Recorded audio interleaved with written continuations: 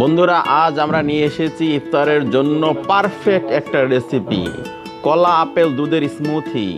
একজন রোজাদার ব্যক্তির জন্য হলে খুব ভালো হয়। প্রথমে আমরা নিয়েছি 2টি পাকা কলা কেটে নিতেছি। তারপরে এর সাথে আমরা দিব একটি আপেল কুচি কুচি করে কেটে দিব, ছোট ছোট টুকরো করে। যেহেতু আমরা আপেল আর কলার স্মুথি বানাবো, রমজানে ইফতারের সময় সবার জন্য খুবই উপযোগী একটা স্মুথি। এটা সারাদিনের ক্লান্তি দূর করে দিবে।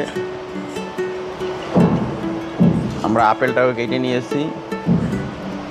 এখন সাথে কয়েকটি নাট বা বাদাম আমরা এর সাথে দিয়ে দিব।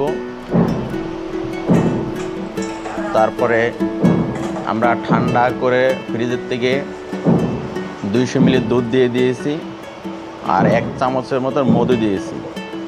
কেউ মিষ্টি পছন্দ করলে সাথে 1 চামচ চিনি ব্যবহার করতে পারেন। আমাদের স্মুথি রেডি। সাথে থাকার জন্য ধন্যবাদ।